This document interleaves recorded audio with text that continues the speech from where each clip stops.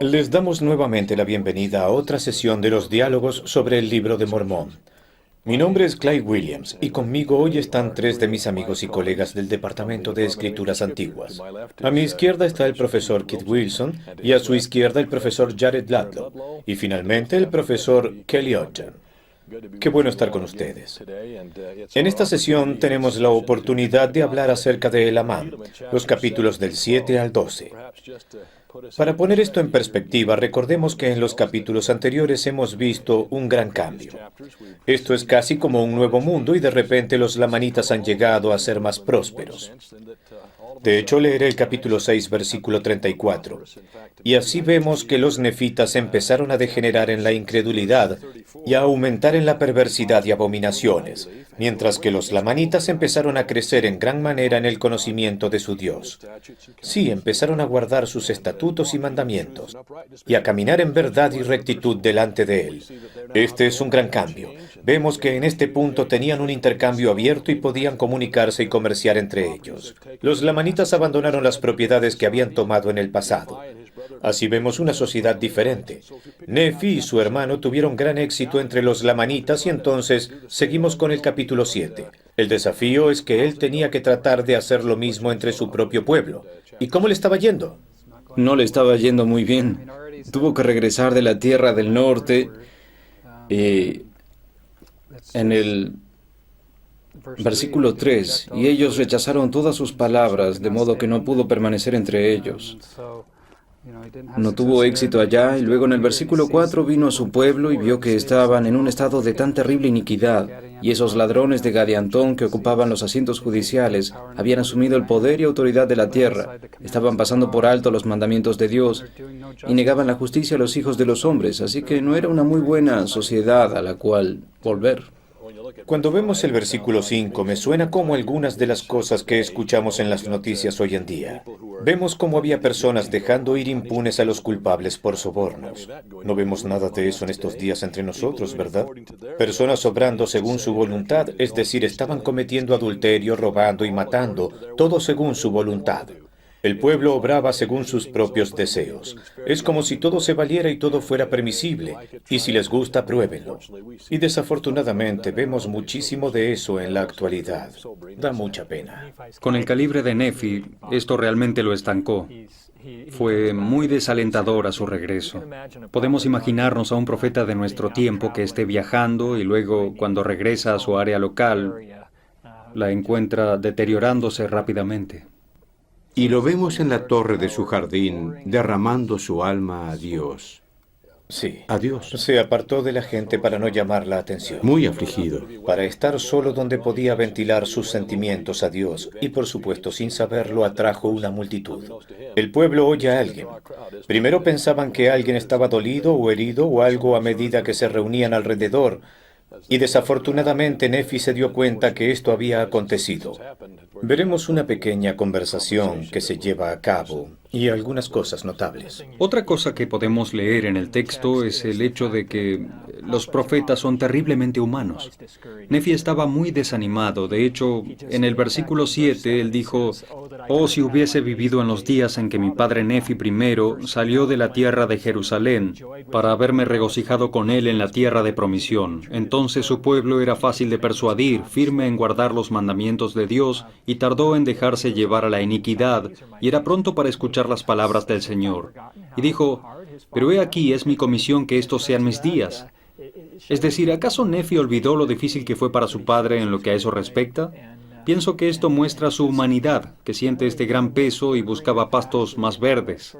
Él idolatraba cosas sin notar que todos tenemos desafíos. Pero a medida que se daba cuenta, la multitud estaba ahí. Vemos cómo se le volvió ese manto y empieza a enseñarles y predicarles. Es un lenguaje bastante fuerte el que vemos al final del versículo 15. Deberíais estar maravillados de haberos dejado llevar, de modo que el diablo ha asido tan fuertemente vuestros corazones. ¿Cómo pudisteis haber cedido a las seducciones de aquel? Y esto me gusta. Esta es una descripción poderosa. ¿Qué está tratando de lanzar vuestras almas a una miseria sin fin y angustia interminable? Oh, arrepentíos, arrepentíos, ¿por qué deseáis morir? Volveos, volveos al Señor vuestro Dios. Y después explica por qué fueron abandonados, y es porque se habían apartado de Dios. y no estaban siguiendo la voz del buen pastor. La palabra lanzar aquí significa salir sin control, y si pensamos en esto, la gente que se encuentra en camino hacia el pecado está fuera de control. Estaban siendo llevados por la euforia de la situación. Se estaban lanzando, estaban fuera de control y es trágico ver que eso suceda. Así es, él podía ver que tenía una congregación y estando lleno del Espíritu como profeta que era, comenzó a enseñarles y testificarles. Habían tenido muchos profetas. El capítulo 8 habla de Moisés y los santos profetas. Abraham vuelve a Abraham. Abraham vio la venida del Salvador. En el capítulo 8, versículo 17 dice, y se llenó de alegría y se regocijó. Y he aquí os digo que Abraham no fue el único que supo de estas cosas, sino que hubo muchos antes de los días de Abraham. Y en toda la página, él continuó con los profetas que habían testificado. Senos, Senoc, Esías, Isaías, Jeremías, todos los profetas. Así que ese es el propósito de ser un profeta. Él lo tomó en ambas Su direcciones. propósito es testificar del Salvador. Él dijo en el versículo 24, tantas evidencias que habéis recibido. Ahora, entre estas personas que estaban allí escuchándole, dando estas evidencias, estaban algunos de los jueces menores y estaban un poco molestos e incrédulos, así como muchos otros debieron estarlo. En el capítulo 8, versículo 6, sabemos que es imposible, somos poderosos, nuestras ciudades son grandes, no pueden tener dominio sobre nosotros, no seremos destruidos. Y tal vez pensaban que los lamanitas eran sus amigos también, así que ¿quién los iba a destruir? Y de alguna manera pienso en eso hoy. No tenemos una gran potencia mundial, pero hay muchísimas combinaciones. Así como ellos tenían lo que fue su ruina, se iban a presentar los mismos problemas, pero ellos no creían, no veían y no aceptaban, y llevado por el Espíritu les prometió una señal. ¿Y cuál era el escenario de todo esto? La única salvación para todas estas enfermedades de la sociedad que él les detalló es Cristo. Debemos volver a Él. Lo dice el libro de Mormón. Debemos servir al Señor o seremos arrasados. Y, por supuesto, porque ellos no creían que Él profetizara la muerte del juez superior al final del capítulo 8, y les dijo que Él acababa de ser asesinado. Eso les llamó la atención. Y su reacción, por supuesto, fue, ¿qué hacemos? Enviemos a algunas personas para que vayan, verifiquen y vean si es cierto. ¿A alguien le gustaría continuar y hacer un rápido resumen de esa historia y lo que aconteció allí, en el capítulo 9? Vemos lo que sucedió aquí. Estos 5 hombres fueron a verificar lo que Nefi había dicho.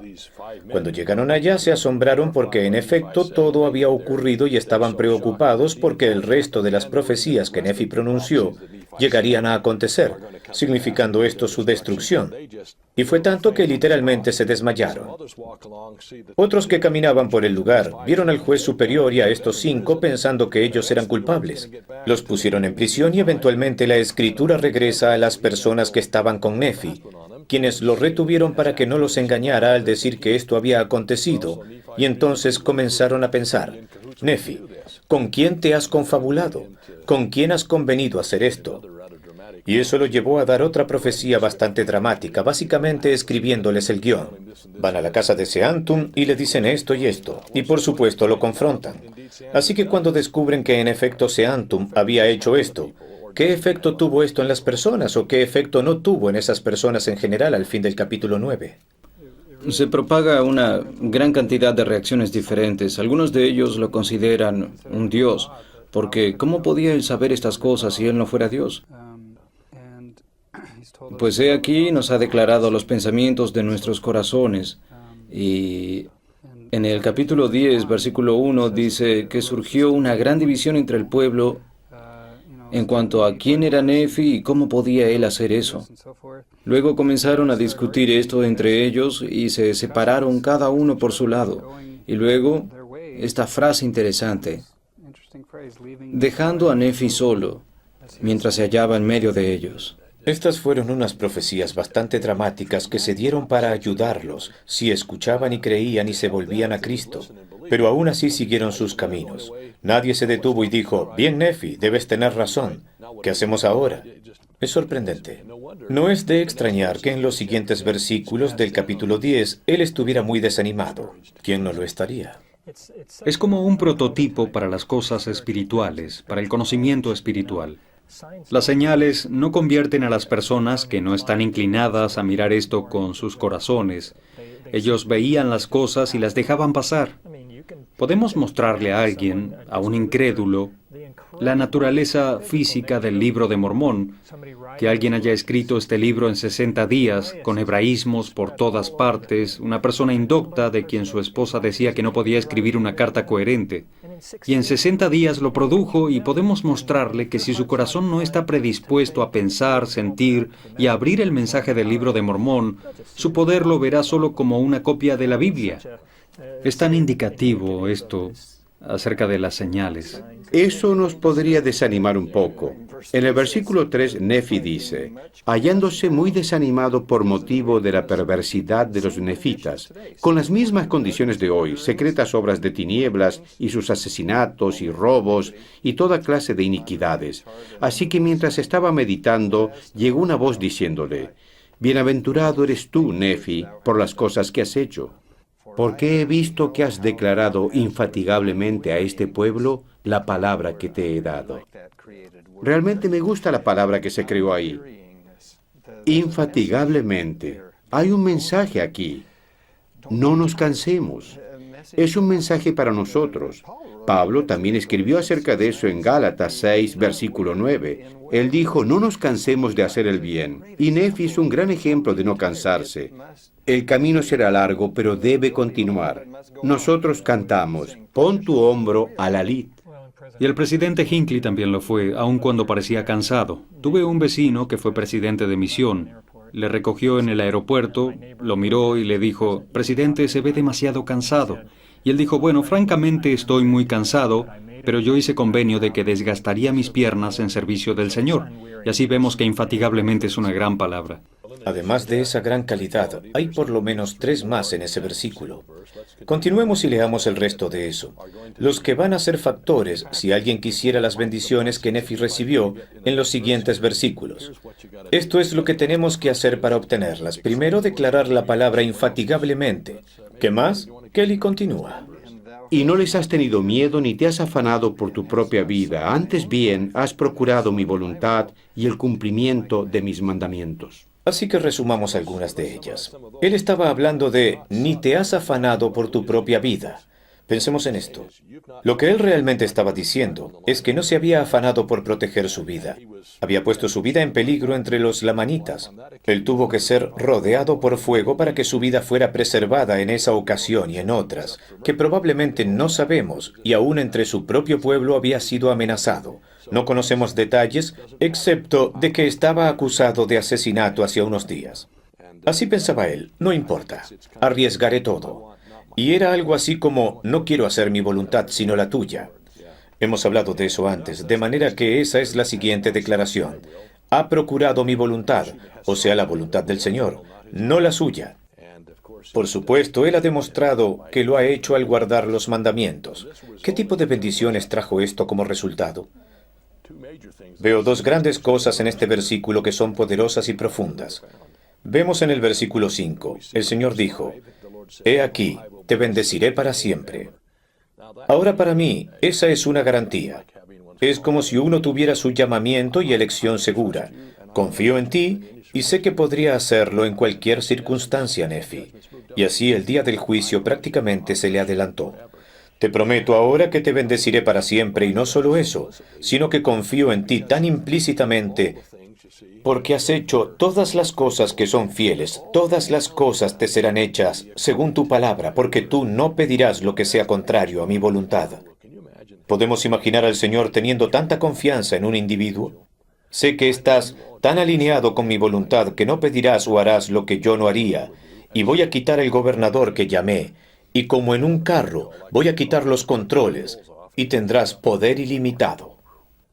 Eso no se le da a cualquier persona. No, así es. Y al quitar al gobernador, él sabía muy bien que estaba alineado con la voluntad del Señor. Así que realmente hay un gobernador inherente, ya sea que hubiera uno allí o no.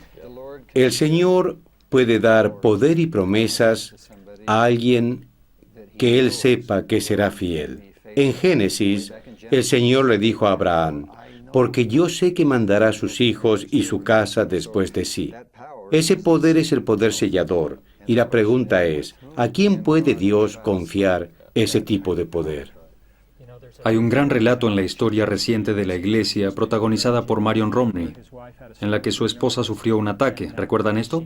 Ella languidecía y él se sentía atribulado. El presidente McKay también había languidecido por mucho tiempo a medida que él decaía. El presidente Romney sentía que no debía usar el poder del sacerdocio para traer a su esposa de vuelta, pues el Señor no había concedido traer de vuelta al presidente McKay. El presidente Romney estaba leyendo y orando, y las palabras del versículo 5, capítulo 10, le vinieron. Porque tú no pedirás lo que sea contrario a mi voluntad. Fue como un gran momento de descubrimiento para él. Entonces volvió, sintió la impresión de bendecir a su esposa, y ella se recuperó del ataque. Ese ataque debilitador, esa fue una aplicación poderosa de este versículo. Eso estuvo muy bien, gracias por compartirlo. Ahora vemos que el Señor tenía una gran confianza en él y aun cuando él estaba tan desanimado, el Señor le dijo, puede que ellos no estén complacidos contigo, pero yo lo estoy.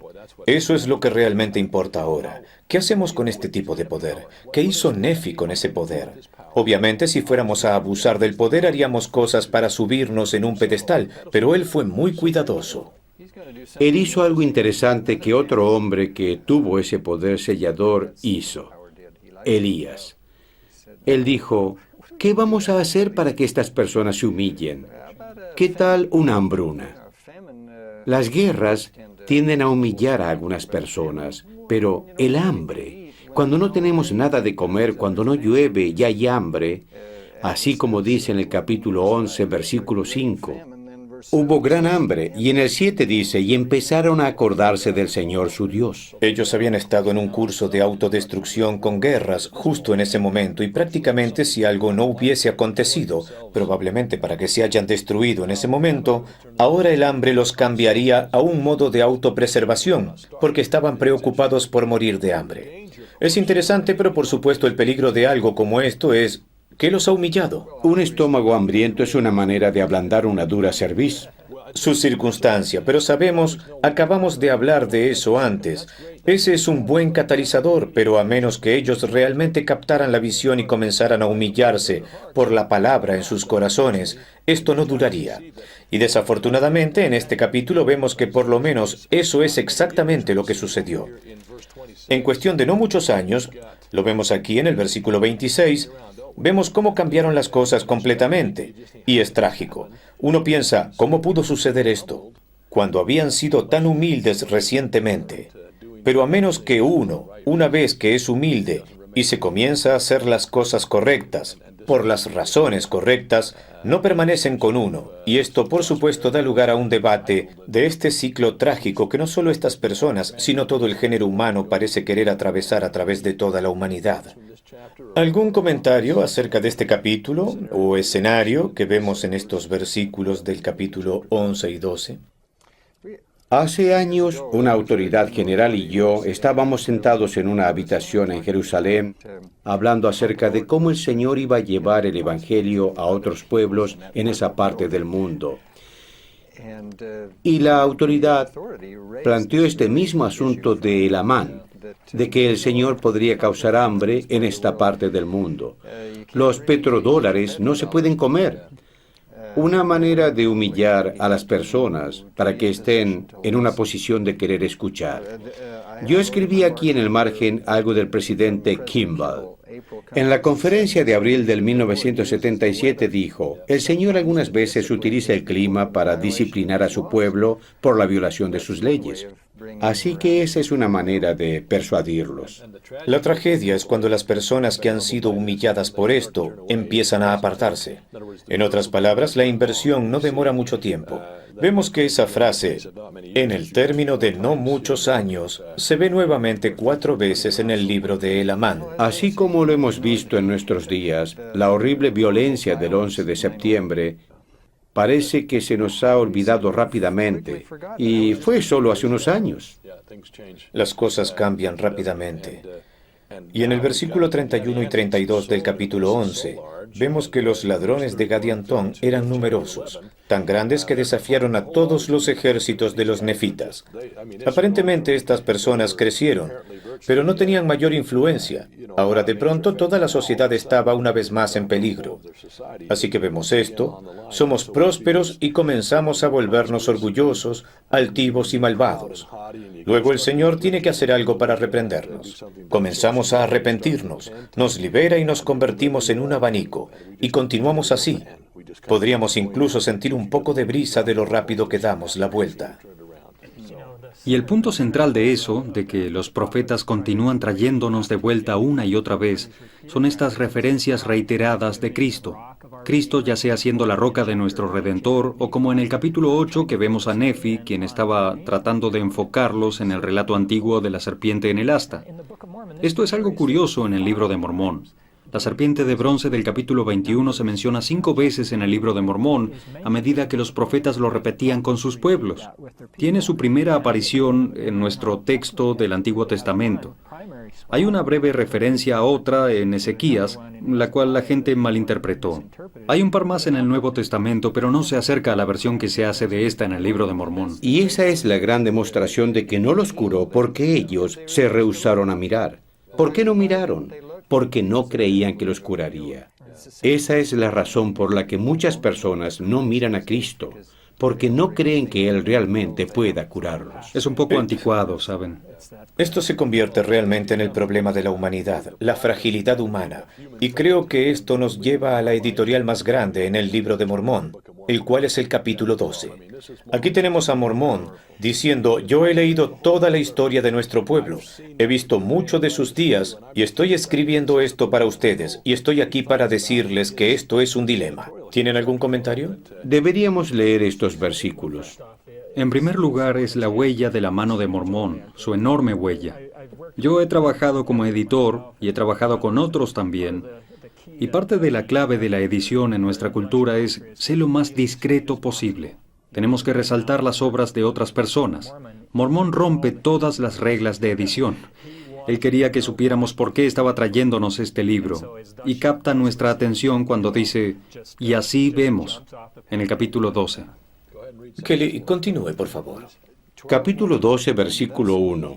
Y así podemos ver cuán falso e inconstante es el corazón de los hijos de los hombres. Sí, podemos ver que el Señor en su grande e infinita bondad bendice y hace prosperar a aquellos que en Él ponen su confianza. Sí, y podemos ver que es precisamente en la ocasión en que hace prosperar a su pueblo. Sí, en el aumento de sus campos, sus hatos y sus rebaños, y en oro, en plata y en objetos preciosos de todo género y arte, preservando sus vidas y librándolos de sus enemigos, ablandando el corazón de sus enemigos para que no les declaren guerras. Sí, y en una palabra, haciendo todas las cosas para el bienestar y felicidad de su pueblo. Sí, entonces es la ocasión en que endurecen sus corazones y se olvidan del Señor, su Dios, y huellan con los pies al Santo. Sí, y esto a causa de su comodidad y su extrema prosperidad. Eso lo vemos, ¿cierto? Y si miramos los siguientes 3 o 4 versículos y vemos lo que yo considero una dislexia espiritual. La dislexia es entender las cosas al revés, y las personas la tienen. Lo notamos aquí, por ejemplo, en el versículo 4, dice: y cuán prontos a cometer iniquidad, y cuán lentos en hacer lo bueno. Debería ser al revés. Deberíamos ser lentos en cometer iniquidad y prontos en hacer lo bueno. Cuán prestos son a escuchar las palabras del maligno. Y el versículo 5, cuán lentos son en acordarse del Señor su Dios. Y el versículo 6 continúa hablando acerca de parte de la razón de sus acciones, es que no querían que nadie los controlara. Ellos querían tener el control. Querían seguir sus propios deseos, y eso lo vemos una y otra vez. Hay también en situaciones familiares, entre padres e hijos, en situaciones de la iglesia, entre los miembros y los hermanos, y por supuesto nosotros, con nuestro Padre Celestial. Y volvemos nuevamente a que nuestra voluntad debe ser seguir su voluntad. ¿Podemos volver al versículo 3? Sí, por supuesto, deberíamos. Hagámoslo. Ese es el versículo. Y así vemos que, excepto que el Señor castigue a su pueblo con muchas aflicciones, sí, a menos que lo visite con muerte y con, esa es una palabra interesante, terror, y con hambre, y con toda clase de pestilencias, no se acuerda de él. De manera que porque el Señor nos ama, Él lo dice en varios lugares, porque nos ama, nos castiga. Nos va a castigar con algunas cosas duras en nuestras vidas para enseñarnos lecciones eternamente valiosas.